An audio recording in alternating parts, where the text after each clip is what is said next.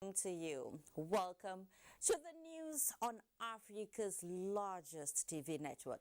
We have a lineup of news from the length and breadth of the country, treated with an extra touch of fine detail. Tonight, National Assembly passes Electoral Act Amendment Bill. The rise in rice production, the sweet smell of abundance, and the promise of lowering prices. In oil and gas, the Rivers State government is clamping down on oil bunkering activities in the state. Council chairman, the police, security, and civil defense corps, all parts of the push back against sabotage. Still on oil and gas, indigenous technology being developed and deployed by the Nigerian Navy and Nigerian Content Development and Monitoring Board to scale up performance in the sector. Plus, Super Eagles currently confronting Guinea-Bissau in their third match at the African Cup of Nations. We'll give you details. We have this and more on our lineup, so join us. You know, the taste of the pudding is in the eating. I am Fatima Umaruwa, and this is News Extra. I welcome you.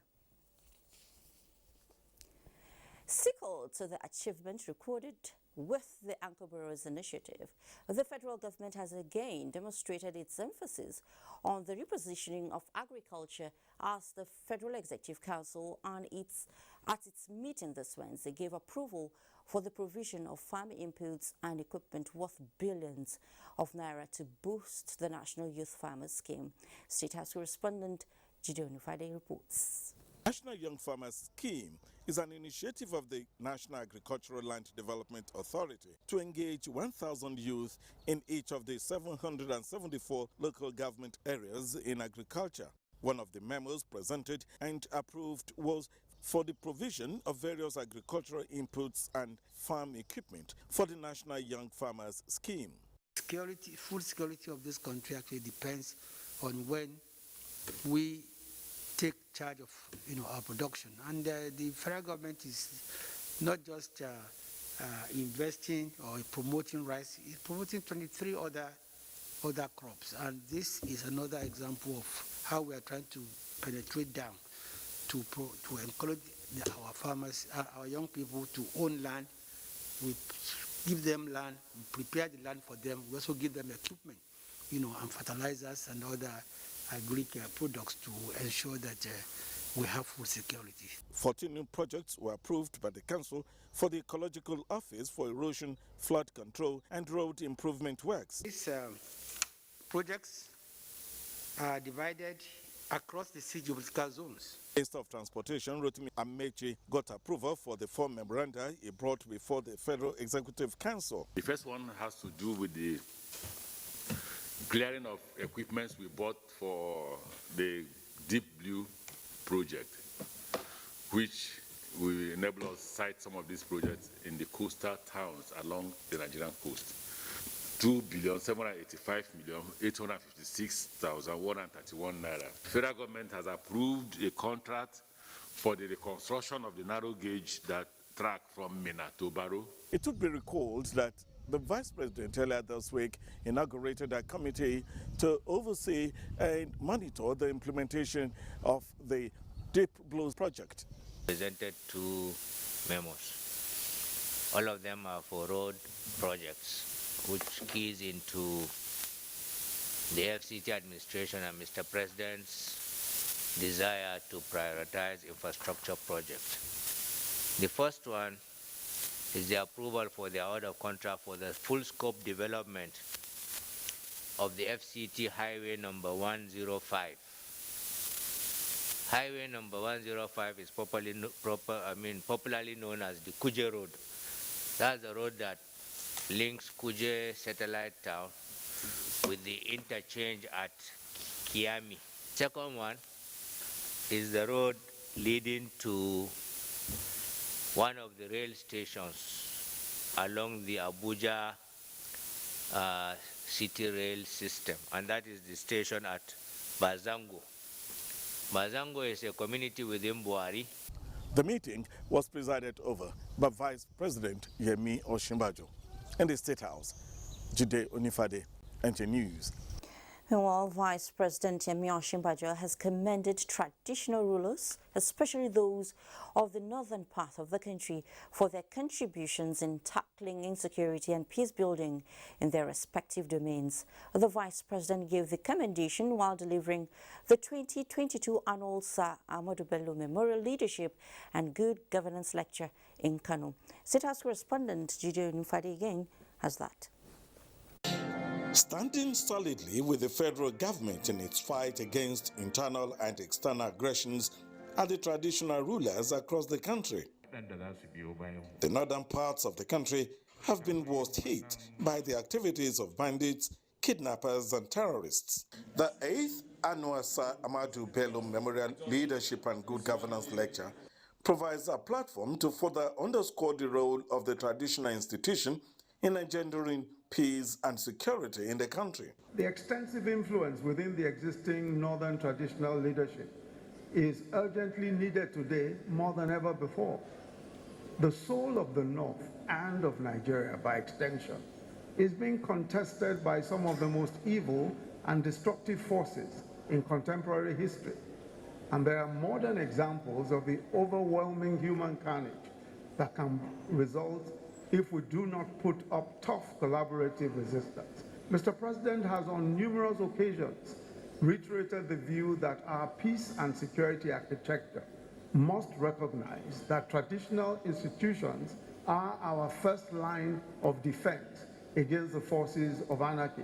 The theme of the lecture speaks to the revival of northern traditional institutions as an urgently needed habitat for peace and security. We must rediscover the bridge-building roles of our forebears and speak up for the values that have held us together thus far. We have the moral responsibility of raising a standard for our young people. This includes speaking up consistently for peace and justice, and also listening patiently to their grievances. Our traditional institutions possess all the emotional channels that penetrate far deeper than the most sophisticated surveillance equipment can.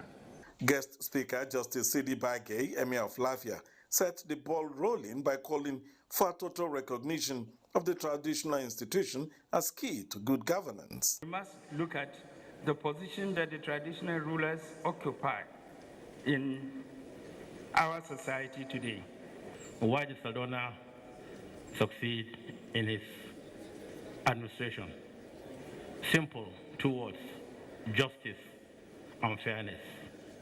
He gave justice to everybody. He was fair to all.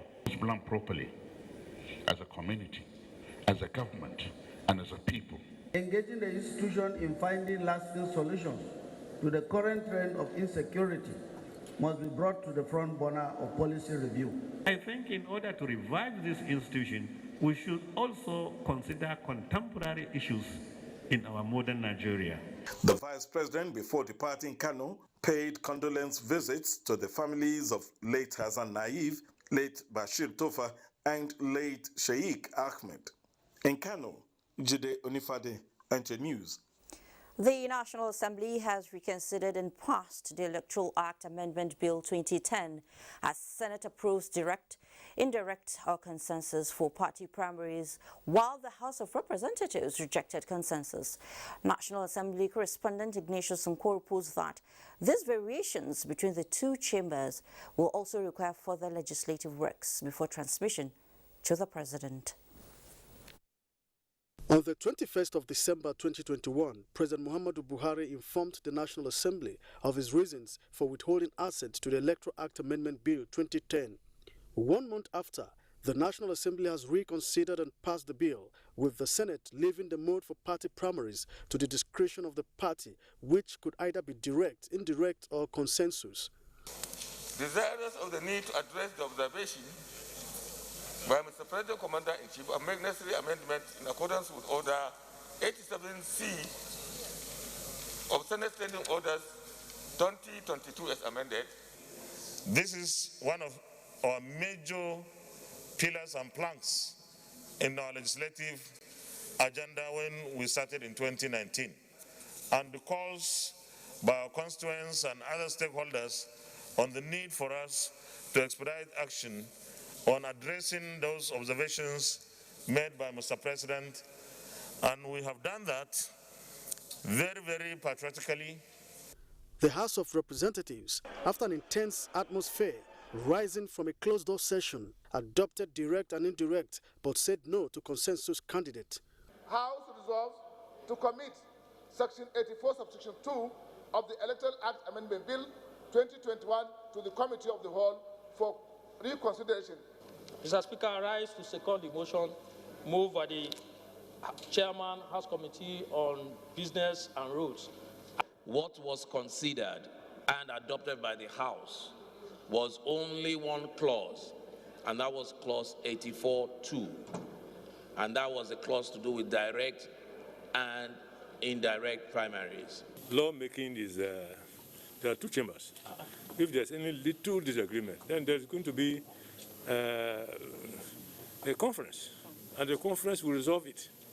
Apart from the mode of party primaries, there are other critical issues contained in the amendment bill.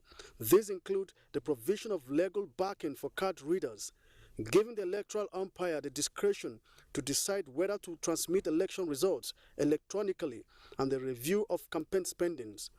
Meanwhile, Chief Whip of the Senate, Orji Uzor Kalu, said all that President Muhammadu Buhari ultimately wants is the good of all Nigerians. He stated this while briefing Senate correspondents on his meeting with the president on Tuesday night, which borders on national issues. Very good convention, very good atmosphere. We are going to make Nigerians proud after 26th of February. And I went there to discuss national issues. Senator Kalu noted that the forthcoming convention of the All Progressives Congress has been fashioned to further strengthen Nigeria's democratic process. From the National Assembly, Ignatius Nkwo, NTA News. And less than 24 hours after President Muhammadu Buhari unveiled a 1.2 million bag paddy rice pyramid in Abuja, the Senate has passed the National Rice Development Council Bill. National Assembly correspondent Ignatius Nkwo again reports that this will further provide the legal framework for the presidential initiative. The bill seeks to establish a council that will specifically manage rice value chain in the country through the provision of research and the comprehensive development of local rice production. Senator Bima Inagi sponsored the bill. Today, we have Paddy Rice Dealers Association of Nigeria, the Rice Farmers Association of Nigeria, the Rice Processors Association, the Millers Association, and many others. There's no rallying point for them. So this bill seeks to establish the Rice Development Council. That the Senate do consider the report of the Committee on Agriculture and Rural Development on the National Rice Development Council. We expect that this will go a long way in ensuring that we have the right seats, we have the right environment as far as rice production in Nigeria is concerned. The bill seeking to provide for the regulation of health education practitioners, sponsored by Senator Ibrahim Oloriegbe, passed second reading. To set regulations as standard for the profession, discipline of erring members, and advanced professionalism in the profession, and for other related matters. Senator Sabi Abdullahi drew the attention of the Senate to what he described as renewed bandit attacks in Niger North Senatorial District, with similar situation in Plateau North Senatorial District, as emphasized by Senator Istifanus Gang. And other security agencies involved in the ordered operations to closely monitor and block the escape paths or routes used by the bandits and fleeing terrorists to forestall their relocation to safe havens in other parts of Niger State. And also to direct the IGP, Inspector General of Police, to reinforce security for traditional rulers in view of their vulnerability as easy targets of abduction by kidnappers. Senate paid tribute to late former governor of Oyo State, Adebayo Alao Akala, and late Olubadan Oba Saliu Adetunji, who both died this month. Senate has adjourned to Tuesday, the 25th of January 2022. From the National Assembly, Ignatius Nkwo, NTA News. At the 9th session of the Conference of State Parties to the United Nations Convention Against Corruption held in December 2021, the international community appreciated Nigeria's effort in the fight against corruption. The federal government wants to take the fight a notch higher. The President has communicated the House of Representatives urging passage of enabling bills. National Assembly correspondent Lami Ali has the report. The letter from President Buhari, read by House Speaker Femi Gbajabiamila, states the desire of this administration to reaffirm Nigeria's rating as a leader in Africa in strengthening the system for the recovery, repatriation and disposal of proceeds of crime. I hereby request that the National Assembly kindly consider and eventually pass the best possible version of the following bills. A, the Proceeds of Crime Bill, B, the Whistleblower Bill, and C, the Witness Protection Bill. The bills, he hopes, will receive expeditious consideration. Other features at plenary were the adoption of motions, which include the need for authorities to curb bandits' attacks in parts of Zamfara State from Representative Suleiman Gumi, and the need to immortalize the former governor of Oyo State, late Adebayo Alawa Akala, as moved by Representative Segun Udebumi. The recent air raids by the Nigerian Air Force have dispersed the bandits into several areas within the forest surrounding the state, thereby making the surrounding communities and environs vulnerable to coveted attacks. Otumba Dr. Adebayo Alawa Akala served the Nigerian police in various capacities and even as ADC to the IGP Sunday Adewusi, officer in charge of the Advanced Training Wing, Police College Ikeja, before he started his political career. Meanwhile, the chairman, House Committee on Media and Publicity, Representative Benjamin Kalu, while briefing journalists, said the House will continue to work with the executive for the good of the country. The law also gives the National Assembly the right to amend a particular section of any piece of legislation. Let us be hopeful as we work towards advancing our democracy. He added that the amended Electoral Act will be forwarded to the President for his assent in the next couple of days. From the National Assembly, Lami Ali, NTA News. President Adama Barrow of the Gambia has been sworn in for a second term in office. President Muhammadu Buhari, who tremendously supported the Gambia in safeguarding democratic order in 2017, was the special guest of honor at the ceremony. State House correspondent Adamu Sambu reports from Banjul.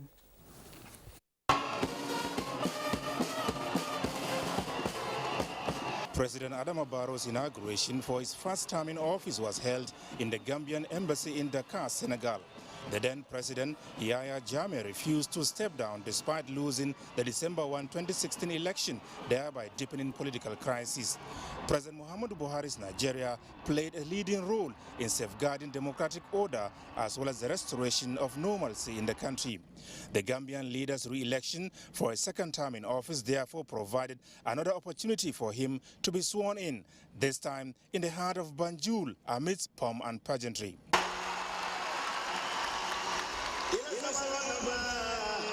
At a historic and remarkable event attended by several heads of state and government, President Adama Barrow pledged to sustain efforts at achieving a sustainable future for the Gambia, together in unity, peace and prosperity. In an earlier congratulatory message, President Muhammadu Buhari described President Barrow's re-election as a testimony to the trust and confidence he rightfully earned from the Gambians, and therefore an opportunity to consolidate gains achieved so far and strengthen initiatives for citizen development, a key fundamental for peace and stability. He said Nigeria, which supported the restoration of democracy in the Gambia, will remain resolute towards ensuring that it is sustained. The president promised that his administration will also retain its support to the Gambia's government efforts at strengthening its judicial sector as well as establishing strong economic institutions. Foreign Affairs Minister Geoffrey Onyema speaks on the significance of President Buhari's attendance at the presidential inaugural ceremony. You recall some years back that the then president, Jammeh, was not willing to respect the election results. And Mr. President was the one that gave the directives for a land, air, and sea move towards the Gambia. And of course, this was the moment when Jammeh now left the country. So Mr. President was very much at the front and center of the retention of the democratic process and culture here in the Gambia. So, you know, it's very, not just symbolic, but also, you know, significant that the person who made this possible should be here to see and, you know, and appreciate the fruits of his very decisive leadership. President Buhari has since returned to Nigeria. Adamu Sambo, NTA News. And back home, the proclaimed leader of the proscribed indigenous people of Biafra, Nnamdi Kanu, has been arraigned on the 15-count charge preferred against him by the Federal Republic of Nigeria. Having listened to the counts, one after the other, Nnamdi Kanu pleaded not guilty to all the 15 counts charge preferred against him. And Dilatumbi reports. Ever in the court, the proclaimed leader of the proscribed indigenous people of Biafra, Nnamdi Kanu, took his plea on the new 15-count charge, where he pleaded not guilty. The 15-count charge borders on various acts of terrorism allegedly committed by the defendant Nnamdi Kanu between 2018 and 2021. Having taken his plea, the prosecution counsel, Shuaibu Lebaran, told the court that the prosecution was ready to proceed on the matter. Counsel to the defendant, Mike Ozokume, SAN, informed the court of two pending applications, one to quash the 15-count charge, and the second application was the motion for the bail of Nnamdi Kanu. It is on record that Nnamdi Kanu had earlier jumped bail granted him by the same court few years ago. The 42-page preliminary objection contained 36 grounds upon which the defendant is urging the court to quash all the counts preferred against him. The second prayer in the interlocutory application was the plea to the court to discharge and acquit the defendant. After argument and counter-argument on the preliminary objection by both counsel, the court ruled that the preliminary objection would be heard before commencement of trial. Due to the fact that the prosecution has the right of reply to the preliminary objection and interlocutory application raised by the defendant, the court adjourned hearing of the preliminary objection to the 16th of February 2022. Our witnesses are already in court, but were ambushed by an application for bail and indeed another application seeking to quash the charge this morning, which borders on the jurisdiction of the court. And the court, in its usual magnanimity, acceded to the fact that those applications need to be taken before we proceed. And what I want to tell Nigerians is that we are fully ready. And one thing that is very interesting that Nigerians should be looking out for is the fact that one of the counts suggesting that the defendant, Nnamdi Kanu, is a member of IPOB, and he vehemently denied being a member of IPOB. That is very curious.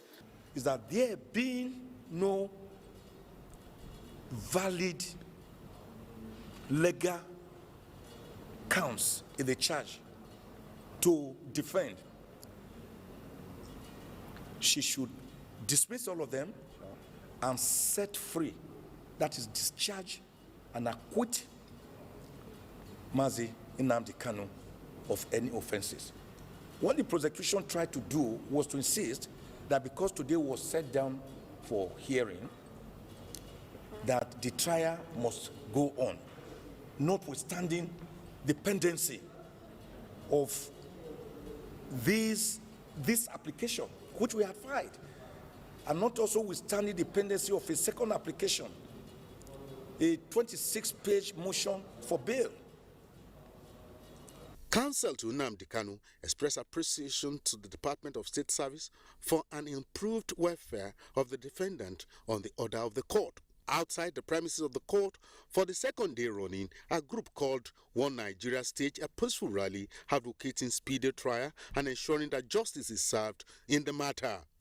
This IPOP group and their leader are not in any way representing our brothers and sisters in Igbo land that are living in Lagos, living in Kano, living in all other parts of the country, doing their businesses and going about their daily lives.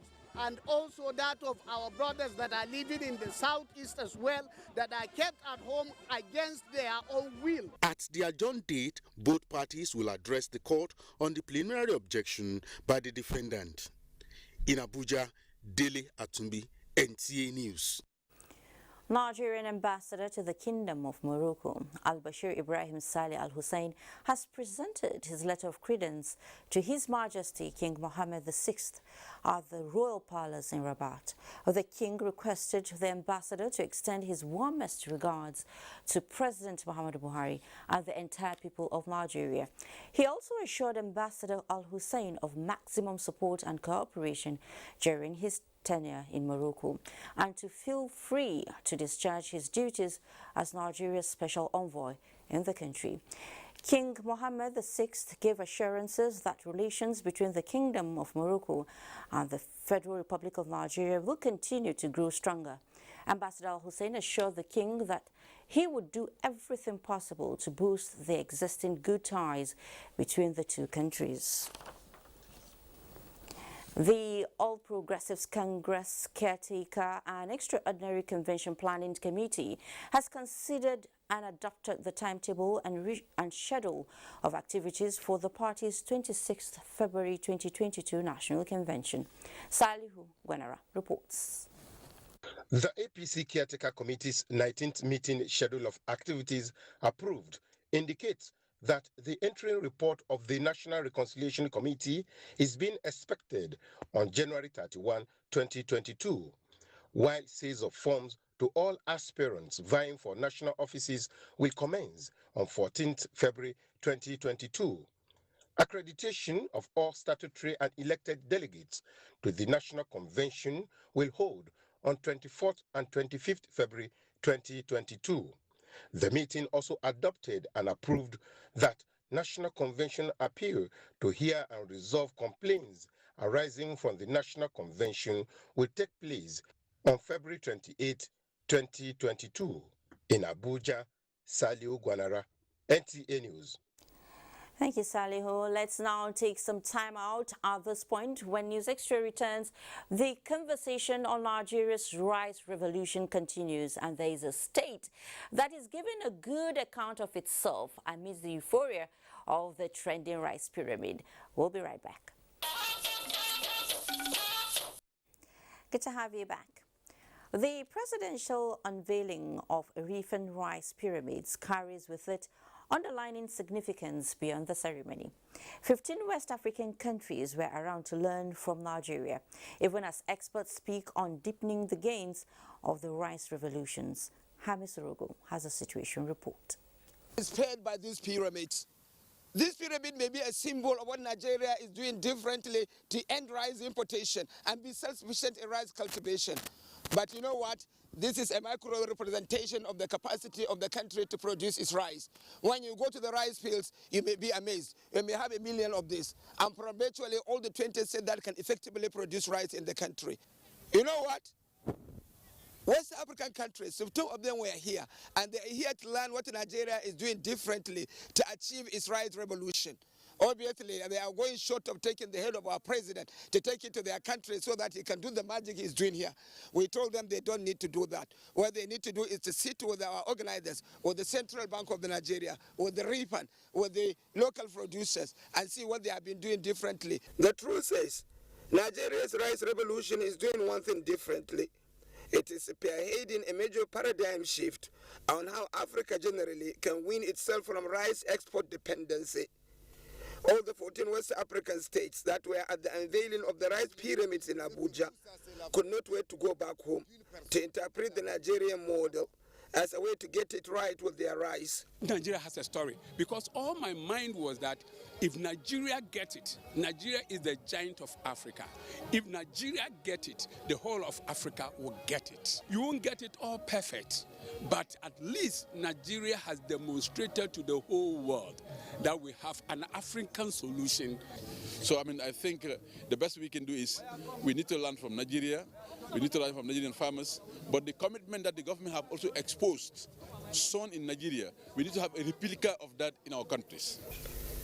Within context of what Nigeria is doing differently to achieve results, there is also the need to not to only reinforce the present model, but also to develop and build new systems that will expand and deepen the gains of what is being achieved now on the rice fields. Irrigation development has to be developed, but clearly the countries that will be able to develop irrigation will be the one that will be able to adopt a model that will allow the financing of this infrastructure, will clear business plan, economic model, will clear economic and financial returns that will sustain the journey.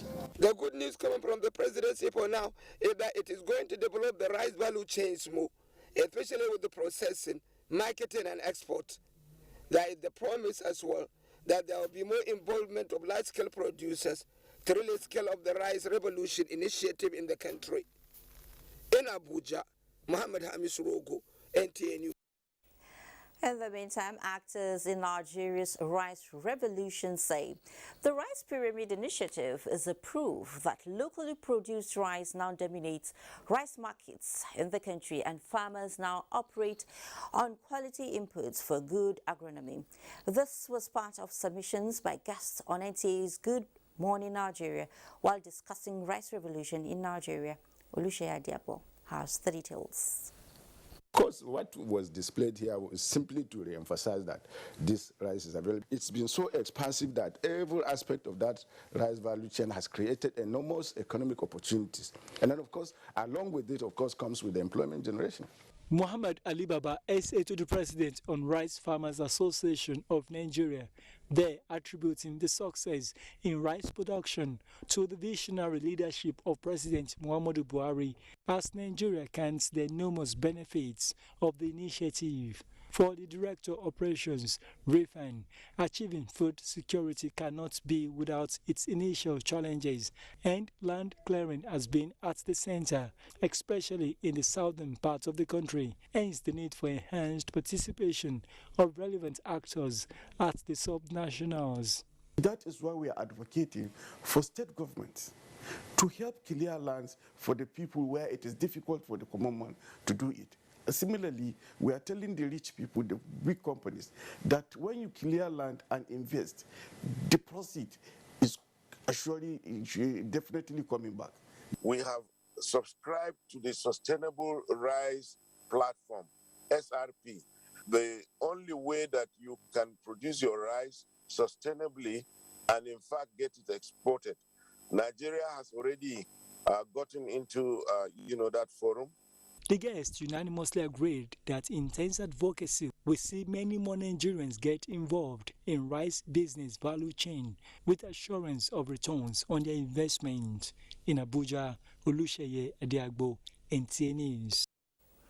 Farmers across 5 communities of northern Kaduna State with zeal for turning adversity into advantage are sustaining vibrant agricultural activities in line with the focus of government to produce what we eat. This is in spite of heavy overflow of Gulma Dam. Hamza Musa Makarfi on a visit to the area now reports. I traveled from Kaduna city center, taking about 3 hours 30 minutes, covering 164 kilometers to reach the surrounding area of the dam. Behold, the capacity and volume of water is as far as one can see. The dam was conceived by federal government in order to supply potable water, promote dry season agriculture, and generate 2.5 megawatts of electricity. Meeting a group of people in discussion confirms that they have been hugely affected and are still in search of path to recovery. They admit receiving compensation, but inadequate to take care of resettlement. However, for others, the situation is of mixed blessing, as the impact of overflow brings the most important resource and fertility close to facilitate cultivation of crops variety. Magaji, with siblings, says in next few weeks, his farm will transform. A stone throw, another beneficiary, speaks to us. Because the more you have your little profit, you can plant. As little as the bag of the shampoo now is 3,500, the data says 7,000. If you can manage to harvest 10 to 15 bags, you can see. You can harvest what you cannot harvest in the rainy season. Similarly, Magaji Maibulala Rogo and Salmanu Dauri Awe, harvesting sugarcane with many others on the plantation, appreciate greatly the impact of the project. Not far away from the farmlands, completely submerged bridge cut off access on popular route linking Anchau town with Ambegua Jos Road. Our presence sparked up a debate among the inhabitants with divergent views on the way forward. They are aware huge resources and time are required to fix the problem. On the ferry, about 2,000 people cross on daily basis according to operator. In 15 minutes, we made it, even without safety briefing. Well, what starts well ends well. From the bank of the river in Gajagaja of Kuba local government area, Hamza Makalpi, NTA. Well, thank you, Hamza. Now from Kaduna, let's head to Makurdi. The Benue State Governor, Samuel Otom, has presented the state's Humanitarian Response Plan 2022 to the public. The document was submitted to the governor by the Chairperson Technical Committee on drafting of the response plan, Professor Magdalene Dura, at the Government House, Makurdi. Charles Abba reports. Technical Committee on Drafting of Benue Humanitarian Response 2022, Professor Magdalene Dura said the document is a practical demonstration of the state government and partners' commitment to provide humanitarian services to the people. He said humanitarian crises have bloated over time, compounding its challenges to human lives as manifested in a growing number of IDPs. From 2011 to 2020, 21 out of 23 local governments in Benue State have been affected. Governor Samuel Otom, who presented the Benue Humanitarian Response Plan 2022 to the public, described as unfortunate, indicated that efforts must be intensified to ensure that displaced persons return to their ancestral homes. I would believe that this work that have been put in place by government in collaboration with the civil societies here will go a long way in responding to the crisis that we have, truly. He maintained that concerted support and prompt response to humanitarian issues by the relevant bodies are sure strides to mitigate the sufferings of the people. The partners include Doctors Without Borders, civil society organizations, and other relevant bodies. In Makurdi, Charles Abba, NTA News. Imagine driving your vehicle or trekking across a wide stream on a shaky makeshift wooden bridge. Scary, I must say. Well, that has been the experience of Ojoma community in Otukpo local government area of Benue State for the past 46 years. Until the intervention by the current chairman of the council, who built a modern bridge across the river.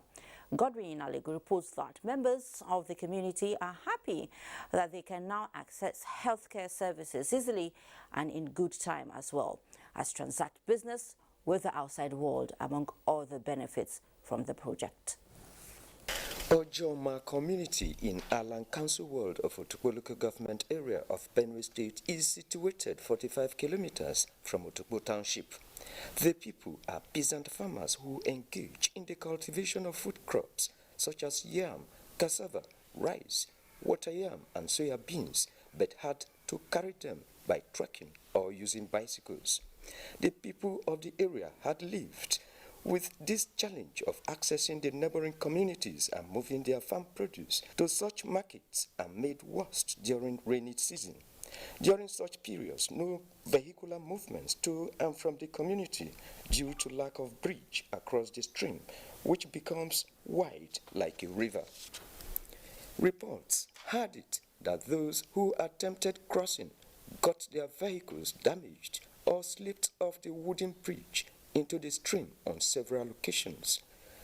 This wooden bridge, constructed by the community over 40 years ago, was their major source of movement to different communities in the area. The people had raised concerns over the poor state of this wooden bridge across the stream. Respite, however, have come their way following the construction and inauguration of a new concrete bridge across the stream by the Otukpo Local Government Council under the leadership of George Ali to end their plight.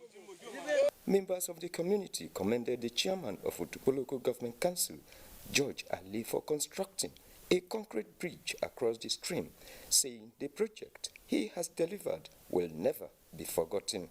Many people will come and they will deceive us, they will promise us what they want, we will give to them, but nothing. For years now, for decades now, and we use local bridge to construct so that we come across. But anytime water comes, most especially when during the rainy season, there's no way before we cross out to the main road here, we find it very difficult. If thank you could be taken in measures, at least 10 trailers cannot carry that thank you. So we really appreciate him for giving us the dividends of democracy. We really appreciate the council chairman for deeming it fit to construct this bridge to help the community of Akpa. I always believe in giving back to communities, and that is my major inspiration.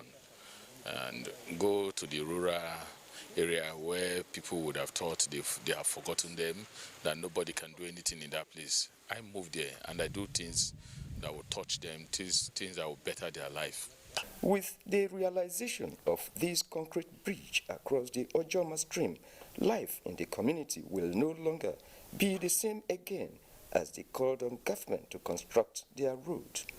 From Ojoma, Alan Council Ward of Otukpo Local Government Area of Benue State, Godwin Inalebu, NTA News. Hailed as a veritable tool for promoting local content in the oil and gas industry, Nigeria's indigenous technology sector is taking a new bearing with the Nigerian Navy and the Nigerian Content Development and Monitoring Board, leading the bold navigation to development.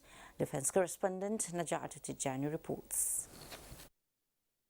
Nigerian Navy ship Oji is the third indigenous seaworld defense boat built by Nigerian Navy engineers at the Naval Dockyard, Lagos. Meant specifically for operations in the Gulf of Guinea, the 43-meter NNS OG is built with steel sourced locally. With plans to build bigger and better vessels, the Navy will need to further enhance its expertise with input from key stakeholders such as the Nigerian Content Development and Monitoring Board.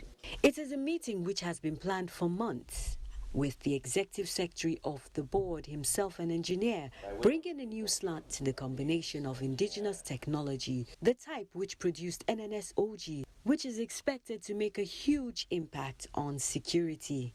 Is to realize this goal in the marine vessel development and categorization strategy, which seeks to achieve the following: promote construction and maintenance of vessels in Nigerian yards, stimulate ownership of marine vessels by Nigerian entities. In line with this vision, the Nigerian Navy has developed expertise in local content production to defend the maritime domain, which the naval chief says has cut costs in this area. The rehabilitation of our slipway in the naval dockyard in Lagos. If that slipway is revived, we can be able to take in 40 to 45 meter boats, 4 at a time, to clean them up and they go. That means it's IGR. So that is also contributing to to local content efforts.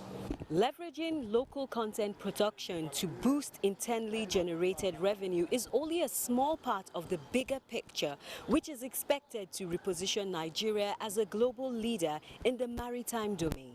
A stronger alliance is formed, an alliance which is set to create more employment opportunities and boost local content production. Naja'atu Tijani, NTA News. In another story, Rivers State Governor Nyesom Wike has directed the 23 local government chairmen to destroy all illegal oil bunkering sites identified in their area. The governor gave the directive at a meeting with the council chairman, State Commissioner of Police and Nigerian Security and Civil Defense Corps in Port Harcourt. Ogedi Nwekwere reports. Wike says his administration will do everything within the ambit of the law to ensure that illegal oil bunkering and artisanal refining of crude is stopped in the state. He said the war against operators of illegal crude oil sites is occasioned by the harmful suit which has taken its toll on the economy and health of residents of the state. He emphasized that the state government will fight the antisocial activities headlong and directed the 23 local government chairmen to destroy every identified illegal crude oil refining sites in their localities. Those of you who are from the Riverine area, that don't want to hear it is quick. There's what we call swamp boogie, is it not? Carry the swamp boogie and I must see it. Carry the swamp boogie, go and clear all those areas. After the state government of you, at least 20 million naira for a start to hire the equipment. The governor also requested that the commissioner of police provide security for the local government chairman for the operations. On the issue of indiscriminate trading and sanitation, the governor directed that every local government chairman should submit 20 names that will work to ensure that the areas are sanitized. He maintained that the government would not continue to allow indiscriminate trading in the city. In Port Harcourt, Ogedi Nwekwere, NTA News. In our next segment, we bring you up to speed with the changing world of women and how they are effortlessly giving the male folks serious run for their money in jobs hitherto considered a no-go area for daughters of Eve. Talking about breaking the jinx all the way. Join us again. Welcome back. To ensure the practice and business of advertising in Nigeria is conducted in an ethical manner without compromise, leadership of the regulatory body has introduced reforms to complement the prevailing regulations. This was disclosed at the fellowship induction ceremony for new fellows in Lagos. Advertising Practitioners Council of Nigeria APCON regulatory role is hinged on attaining the highest ethical standards, practice and procedures among practitioners within the industry. Keeping the ethics guiding the practice is anchored on having relevant skills as well as integrity. Registrar and Chief Executive Officer APCON, while administering the oath of practice to fellow inductees, said the recently established advertising industry standard of practice will provide minimum standard for business engagement for practitioners to improve the sector. ISOP is in the best interest of the industry. It is to promote mutual respect. If you are calling for a pitch, respect the pitch procedure. If you are firing your agency, respect the disengagement procedure. For the 63 new fellows, the reforms will provide a level playing ground to move the advertising industry forward. The industry is growing, it is getting complicated because customers are getting complicated also. It is challenging, there is enough room for people, but people who are ready to learn. Another thing is abuse and quackery. That is where we need to look at as fellows. Other speakers called for the setting up of a council with a mandate to press for the release of reviewed laws. You see so many adverts here and there everywhere. Most of them are not, they didn't go through APCON. So now, when the laws are initiated, the policy is made, you see that every advert has to be vetted before it goes to outside world. creativity has gone beyond just carrying artworks and pencils all over the place. Today is more of doing things in a more advanced way. The Advertising Practitioners Council of Nigeria was established to promote Responsible and Ethical Advertising Practice Act as a conscience of the society in matters of commercial communications and watchdog for consumers. The last induction of fellows was done over 10 years ago. In Lagos, Abolade Salami, NTA News. Still talking about business, oil rises to 7-year high as Turkey outage adds to tight supply outlook as investors gains 417.15 billion naira to close above 45,000 basis points in the capital market. And we have Musa Abakar with business news. Musa, it's over to you. Thank you very much, Fatima. Let's begin with world oil demand. Growth in 2021 is unchanged from last month's assessment at 5.7 million barrels per day to average 96.6 million barrels per day. The latest Organization of the Petroleum Exporting Countries OPEC monthly oil market report indicates that an upward revision in fourth quarter 2021 amidst better than anticipated transportation fuel consumption in the Organization for Economic Cooperation and Development OECD was offset by a downward revision in third quarter 2021 given the latest actual data. Oil demand growth in the OECD is estimated to have averaged 2.5 million barrels per day. In the non-OECD region, oil demand growth is estimated at 3.1 million barrels per day for the year. In 2022, the forecast for world oil demand growth also remains unchanged at 4.2 million barrels per day, with total global consumption at 100.8 million barrels per day. In the OECD, oil demand is forecast to grow by 1.8 million barrels per day, while in the non-OECD, oil demand is projected to increase by 2.3 million barrels per day. Meanwhile, oil prices rose for a fourth day to a 7-year high as an outage on a pipeline from Iraq to Turkey increased concerns about an already tight supply outlook amid worrisome geopolitical troubles in Russia and the United Arab Emirates. Brent crude futures rose $1.14 to trade at $88.65 per barrel, adding to a 1.2% jump in the previous session. The benchmark contract climbed to as much as $89.05, its highest since October 13th, 2014. U.S. West Texas Intermediate crude futures climbed $1.73 to $87.15 per barrel, adding to a 1.9% gain on Tuesday.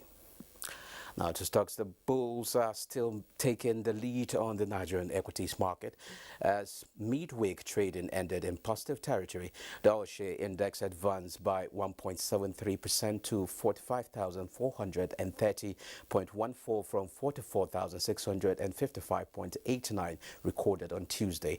Market capitalization rose to 24.476 trillion naira, 252.9 million shares exchange hands in 4,218 deals valued at 8.925 billion naira.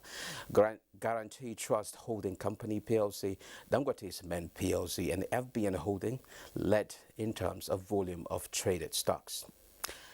Now that concludes business news. Fatima, it's over to you now. Thank you so much. Now, participants at the World Economic Forum Davos agenda are advocating energy efficiency in production and consumption patterns as a necessary step to achieving reduction in carbon emissions. At a session on navigating the energy transition, Saudi Arabia Minister of Energy Prince Abdul Aziz bin Salman, alongside other speakers, made a case for investments in electricity, transportation, mining and buildings to be smarter and energy efficient. This is in line with estimates from the International Energy Agency that 55% of the emission reduction will be driven by consumer choices. Greenhouse gases and we should use every tool in the kit and even create any new tools in the kit to deliver us that target. The best energy is the one we don't waste but save. In fact, energy efficiency improvement will drive more than 40% of the reduction of the energy-related greenhouse gases emissions over the next 20 years. So let's make sure that we tackle the most energy and carbon-intensive industries first. This way we can make a difference where it really matters. Either we continue to use unabated fossil fuel, coal, oil and gas, and live with climate change, much more frequent and extreme weather events, or, very simple, we change the way we produce and consume energy. We have these two choices. And Africa has a lot to offer to investors in productive sectors across agriculture, manufacturing and digital trade. But for so many years, the tune has not been in sync as trade relations were poles apart between member nations. The African Continental Free Trade Area is one of the instruments governments of African countries are using to drive deeper relations through various trade corridors to the intra-African trade. Comfort Amadou in this report evaluates the year 2021 in this regard and strategies being deployed to remove barriers. With a market of 1.3 billion people and combined GDP projected to reach $7 trillion United States dollars, trade experts say it is time to position industries to supply the African Continental Free Trade Area. The African Continental Free Trade Area, which presents African countries, especially manufacturers, with the opportunity to expand to new markets in the continent for export of value-added goods and services, was signed on 21st of March 2018 at the Extraordinary Summit of the African Union in Kigali, Rwanda, and came into force on 30th of May 2019. Nigeria signed the agreement on the 7th of July 2019 and ratified it in November 2020. Nigeria is a huge market, both for buying and for selling, both for export and for import. So it's a huge thing for us, especially when we are struggling with the foreign exchange to accumulate foreign currency in our reserve, and we can also use it to do trade across the sub-region. Dwindling oil revenue and global economic challenge exacerbated by coronavirus pandemic dealt a huge blow to trade. This pronounced the need for countries to switch into the AfCFTA. We are setting up trade houses. We call them export trade houses. One in Lome, it's a pilot scheme. One in Lome, one in Nairobi. And the idea is just to assess these African markets where Nigerian products will be taken to those trade houses, and people from neighboring African countries will assess them and buy them off. The idea is to also include the smaller businesses in the conversation, expose them to trade and investment opportunities.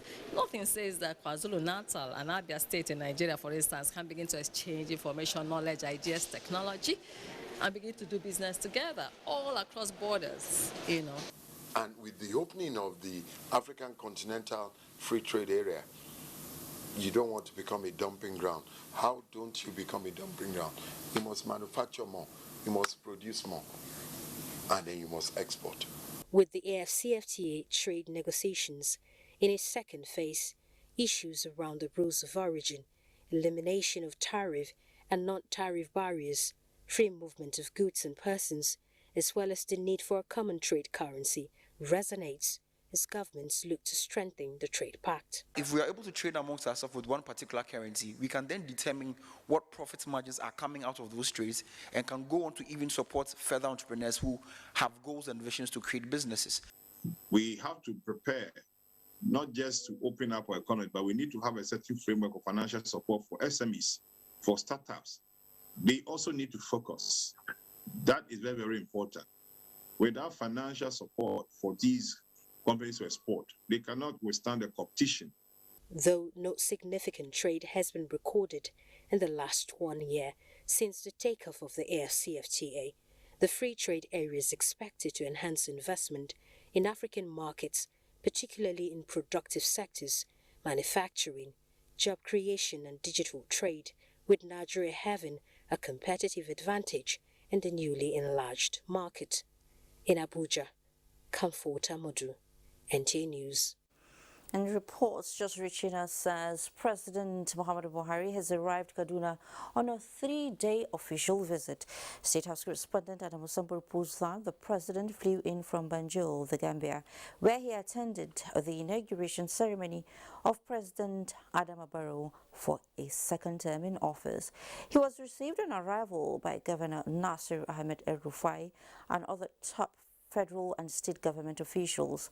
While in Kaduna, President Buhari is expected to inaugurate several landmark infrastructure projects executed by the El-Rufai administration. The projects, cutting across various sectors of the economy, are located in all the senatorial districts of the state for enhanced socio-economic well-being. And it is often said consistent hard work leads to success. For Kaduna State Government, manifesting this reality in construction boom are urban renewal projects of critical infrastructure across social and economic sectors to promote development and well-being of the people.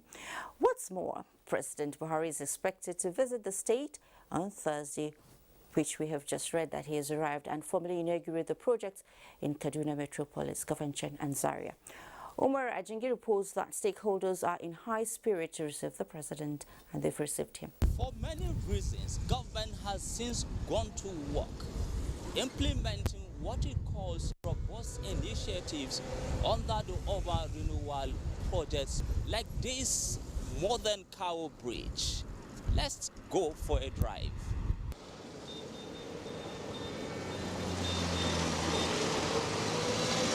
As it is in Kaduna metropolitan area, with highly rated infrastructure in bridges, paved roads, street lights, shopping malls, modern markets, sporting and event centers, so it is in Zaria and Kafanchan, where, according to the people, government has undertaken unprecedented development projects very dear to their hearts.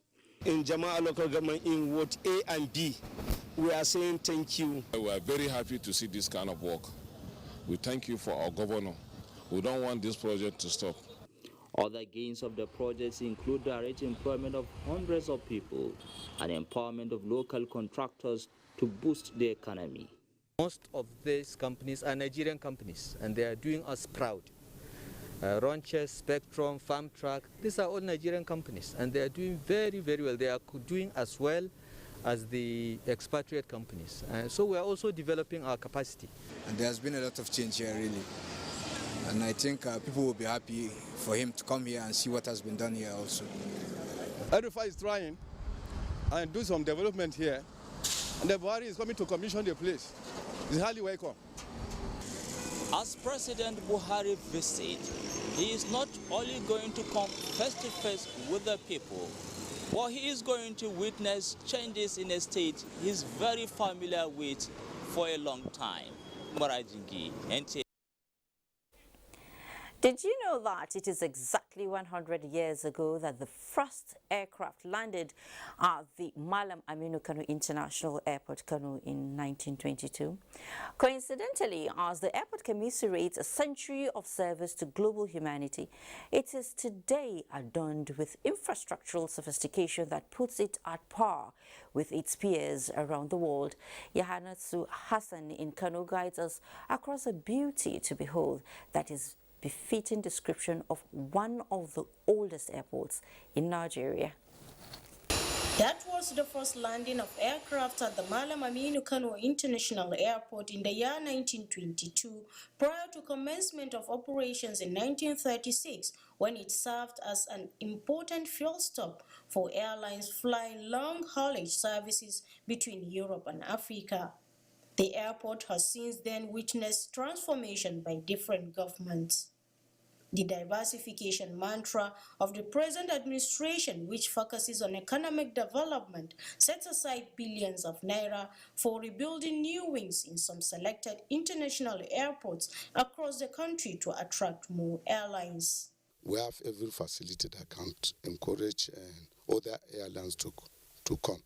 And a couple of days back, I know I've been able to get in touch with other international operators in other airports. And just yesterday, the manager of Qatar was here. And he has promised, because seeing the facilities we have on ground, he has promised to commence operation fully by this year, March. The Malam Aminu Kano International Airport is among the selected airports that gulfed multi-billion naira on remodeling and rehabilitation projects. Ibrahim Isiaku is returning to Nigeria after 4 years and is marveled by the state-of-the-art facility at the new international wing. Happy to see Nigerians developed. The new wing now has jet escalators, a new runway, modernized passport control section, in addition to facilities for health status monitoring. It's a good one. Nice setting. Very good. It looks very nice. I'm an architect actually, and I have been observing, and it looks good. The facilities here are world-class standard facilities. So a great job. Thank you. Now more planes will be able to come here. Kano will be more connected. Another development at the Malam Aminu Kano International Airport is this building, which is at 90% level of completion. When completed, there will be cold rooms that will be used to preserve perishable items for export to other nations. In Kano, Yahana Hassan, NTA News. Thank you, Hannah. So far, so good. Another breather beckons. Do hang in there as correspondent beams the searchlight on one worrisome societal menace of our time, destroying the youth, and concerted efforts at tackling it. See you in just a moment. Thanks for being there. Drug peddlers and traffickers have continued to devise various means to carry out their nefarious actions, but the government is not resting on its oars, as the fight against drug abuse and illicit drugs is yielding results. NTA DPC completes the report. Drug abuse is one vice that is stealing and destroying the future of many youth in the country. The potentials of many have been truncated as a result of this vicious trend. Experts say a holistic approach is required to ensure that the ugly trend is nipped in the bud. Many of these people are on the streets, even though they may be functioning in one way or the other, but you know, life has just become very, very meaningless for them. When we control at our hand, we notice that unregistered premises dispense these drugs at will. Misinformation leads to increase in use, and then there's a lot of consequences, social consequences, health consequences. So we need to share the relevant information and also have relevant strategies to address this problem.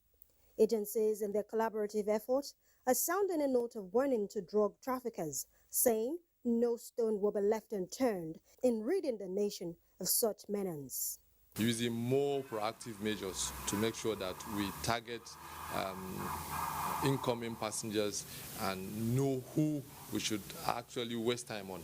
It's not about government now, it's not about organizations, it's about let's come out the whole country, from families starting, getting back to the basics. As it is generally believed that the future of a nation depends on its youth, experts say it is time to rise up to the occasion and fully curb the evil of drug abuse in the country. In Lagos, Kendi Adebisi, NTA News. Let's take our final break for the night and then bring you trending stories from the world of sports. Stay with us. Let's talk sports. The Super Eagles of Nigeria ended their group phase matches with an emphatic 2-0 victory over fellow West Africans Guinea-Bissau. Let's join Daniel Aderiye for details.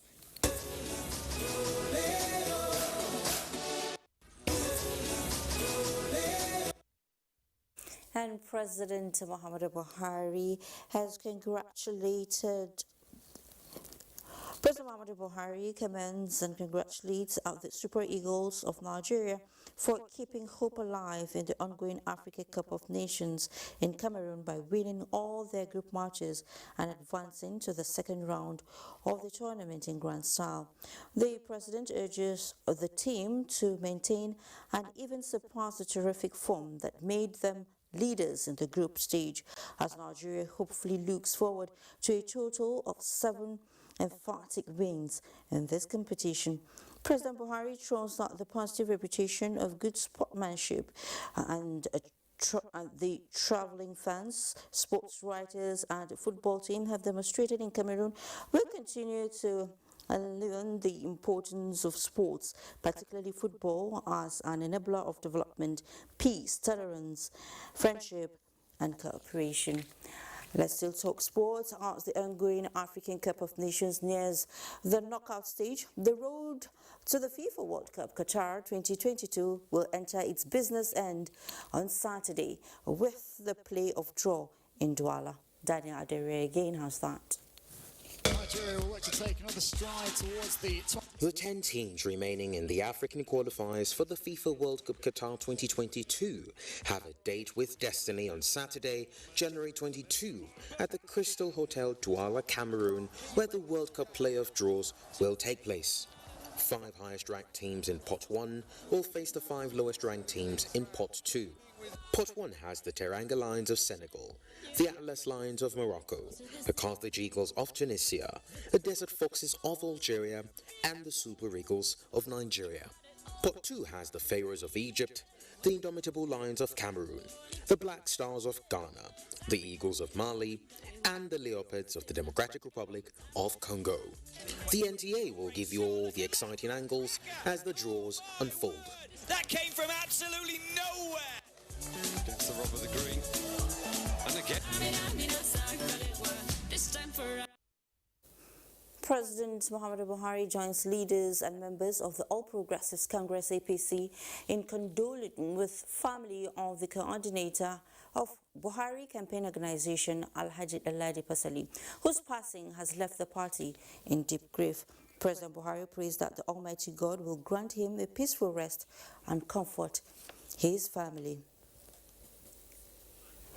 The remains of the late Waziri of Tambuwal, Mohammed Bello, have been laid to rest. Dalatu Abdullahi reports that the deceased is the elder brother of Sokoto State Governor Aminu Waziri Tambuwal. The report. Governor Aminu Waziri Tambuwal announced the death of his elder brother, Muhammadu Bello, the Waziri of Tambuwal, via his Twitter handle at 11 minutes past 1 o'clock Tuesday night. The tweet said, "Late Muhammadu Bello served at the Waziri of Tambuwal for 37 years, having succeeded their father, Alhaji Umar Waziri Usman." His funeral was attended by Governor at Tambuwal, the State Deputy Governor Manir Muhammad Daniya, former Governor Tahiru Dalhatu Bafarawa, and the former Deputy Governor Mukhtari Shehu Shagari. Others were members of the State Executive Council, the Judiciary, State Legislature, special advisors, senior civil servants, local government council chairmen, academicians, politicians, members of the business community, the traditional rulers, ulamas, and hundreds of Muslims. Allahu Akbar! Allahu Akbar! Let Muhammadu Bello Waziri in Tambuwal died at the age of 85 following a brief illness. He is survived by his brothers, Abdullahi Waziri, Machido Hafsatu, and the state governor Aminu Waziri Tambuwal, as well as 2 wives, 5 children, and many grandchildren. In Sokoto, Dalatu Abdullahi, NTA News. The death has occurred of Sir Mark Omeza Ojia, aged 87. A statement by Mark Odeza Ojia, former Secretary National Broadcasting Commission, on the funeral arrangements indicates that there will be a wakekeep at Ukene, Kogi State on the 20th of January 2022 by 4 o'clock in the evening. Funeral mass will be at Christ the King Catholic Church, Ukene, Kogi State on the 21st January 2022, while interment follows immediately at Oganya Christian Cemetery, Ukene, Kogi State. And with that, we conclude News Extra for tonight. Thank you so much for being a part of it. But before I go, remember to connect with the NTA and stand against rape and rapists. I'm Fatima Morguba. Thanks for watching.